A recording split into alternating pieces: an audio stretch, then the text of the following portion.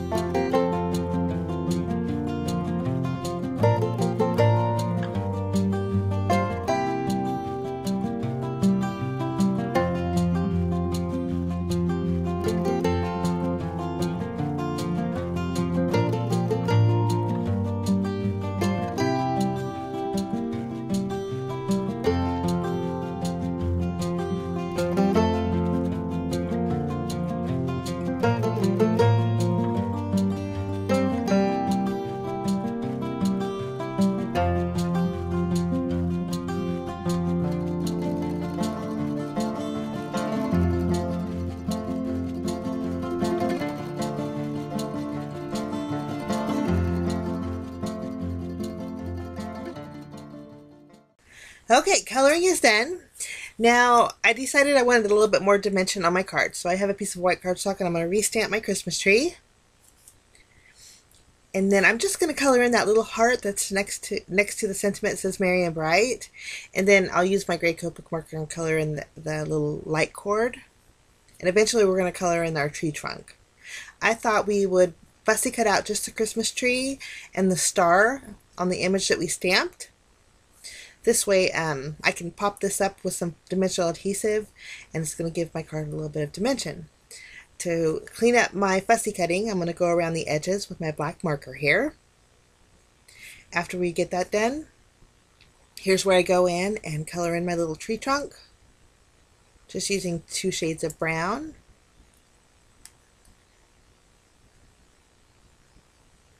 Lovely. And then I'm going to take my paper trimmer and we're going to trim down this panel. And I ended up trimming it.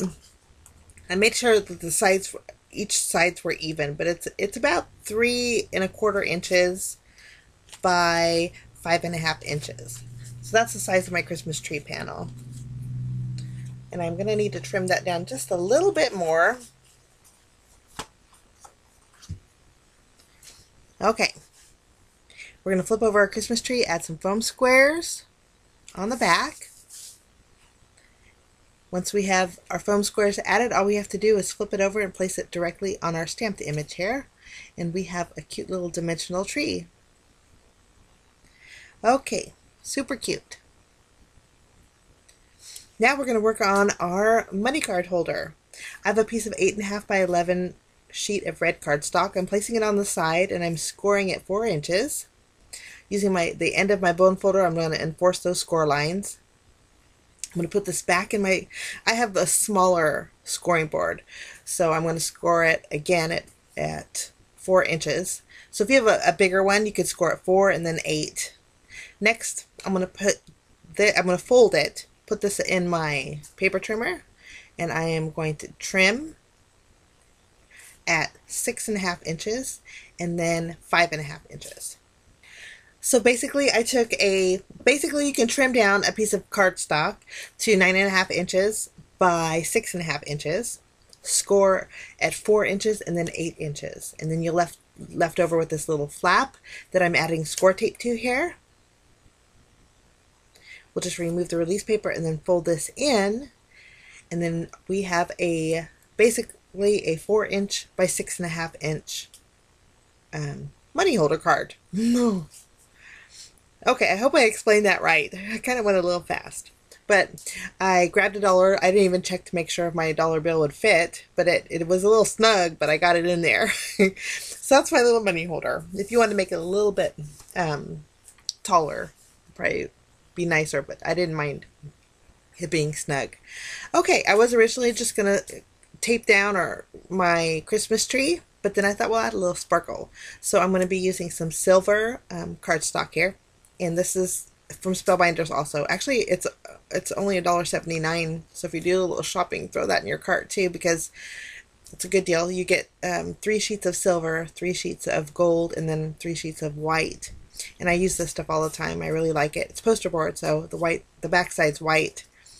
Okay, I matted my Christmas tree on my silver cardstock here.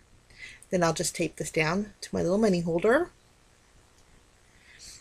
And I have to mention on there, but I still want a little bit more texture. In fact, that's why I was going to use my embossing folder, but I just didn't have no room to use it. So I thought it'd be fun to use some black wire. This is beading wire, but I just folded a small piece in half, and then I'm tucking it underneath where the foam is. So it's sticking inside the foam that's underneath my tree there.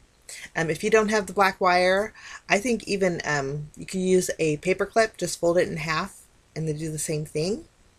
But I would probably stamp my tree with silver embossing powder if I did that. Or you could just use black twine. I think that would give it the same effect. But there's little wires that are hanging off the Christmas tree, so I just enhance those with my own little wire. Now for a little bit of extra sparkle, I'm going to go in with some Nouveau glitter drops. These are Gold Coast.